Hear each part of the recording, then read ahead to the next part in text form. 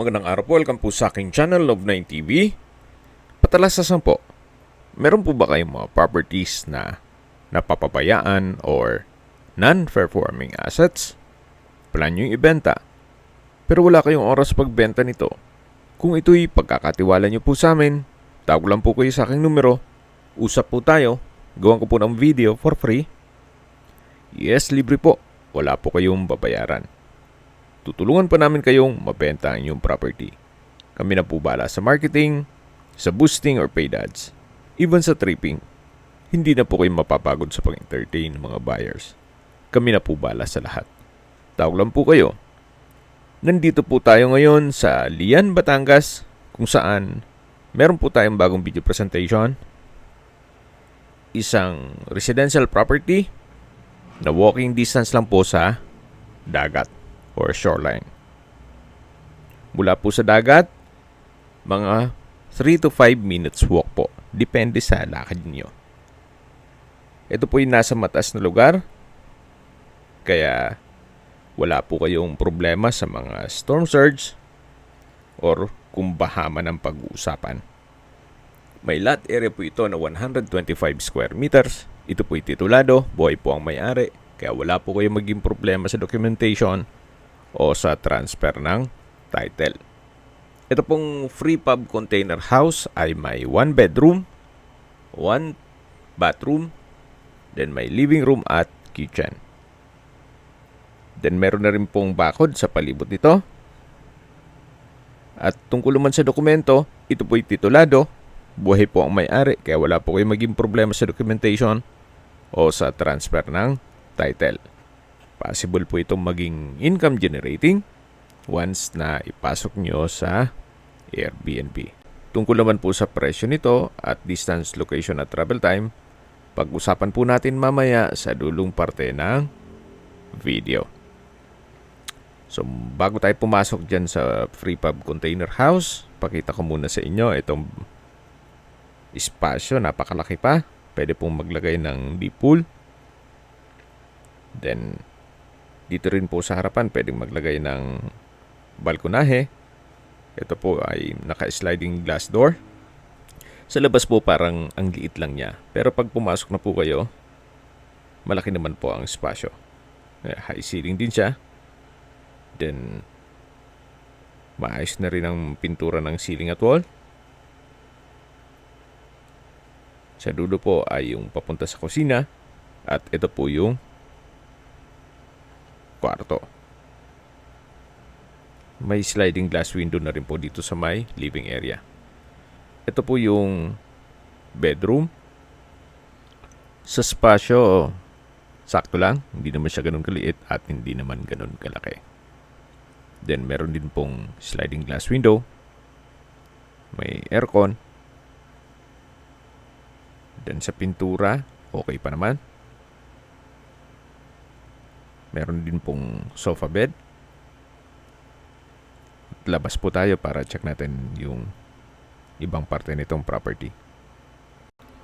Ito po yung glass door na papunta naman dito sa may kusina. May kitchen countertop, stainless sink with faucet, wall-mounted cabinet, then storage ng kitchen utensils. May mga outlet na rin po dito sa side na to. Dito naman po yung pwesto ng washing machine. At katabi lang po nito ang common toilet and bath, na kung saan maayos din ang toilet fixtures. May hand wash basin, water closet, may shower, at ito'y naka-tiled bathroom wall. So far wala po kayong ipapagawa dito. Then meron din pong nakaabang na outlet para sa hot shower set. Then po ulit yung kitchen countertop. Then yung access door at dito naman po yung covered lanai. Mula po dito sa covered lanai, matatanaw nyo naman yung bakanting lote. At lipat po tayo ng pwesto. Tunghay nyo po ulit itong back view ng free pub container house. Na kung saan meron din pong view deck. At may water tank.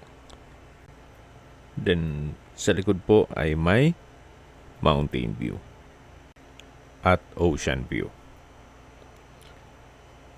So, yan po, marami po kayong pwedeng gawin dito sa paligid. Gawa ng napakalaki pa po ng espasyo nito. Actually, pwede pong lagyan ng kubo yung napwestuhan ko. So, akyat po tayo dito sa hagdan. Na kung saan ito'y tubular handrail and railing, pati itong staircase. At nandito na po tayo sa roof deck. Mula po dito sa roof deck, matatanong natin yung mountain view.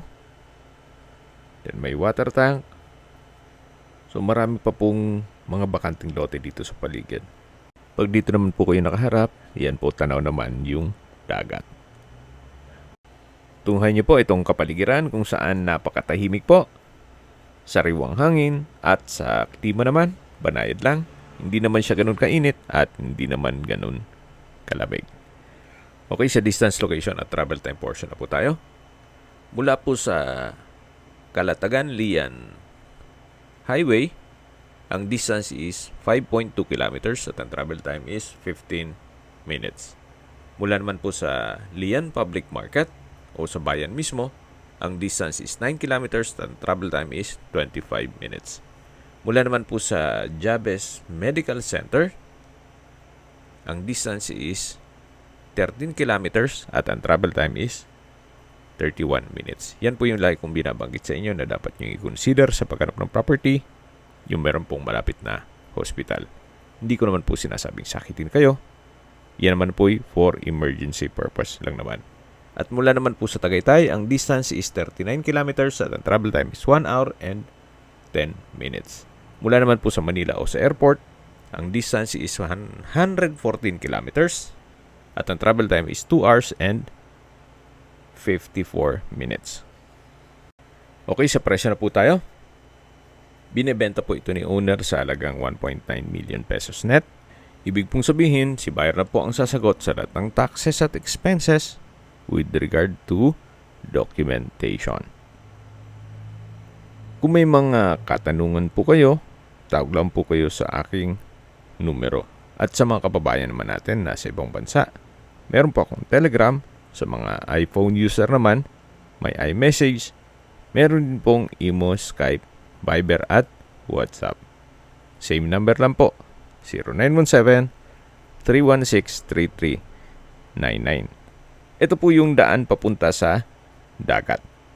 Sa mga nagtatanong naman po ng aming Facebook, meron po kaming Facebook page na Nov9TV at Facebook Real Video. Meron din pong TikTok at Instagram. May ibang YouTube channel po kami na The Nov9TV channel, Nov9TV Listings, Nov9TV On The Spot, at Nov9TV Updates. Sana po naibigan nyo ang video presentation. Paki-like and subscribe na lang po sa aking channel para ma-update din po kayo sa aking future listings. Kung sakali po hanap nyo yung mas malaking sukat na lupa, meron din po kami ibang listings na pwede nyong pagpilian. Huwag po kayo mag-atubiling tumawag sa amin, then let us know your budget para malaman namin kung anong property pwede namin alok sa inyo. Sa lahat pong viewers, subscriber, at nagtiwala po sa amin, salamat po sa suporta. Ingat po kayo lagi at yung pamilya. Maraming salamat po.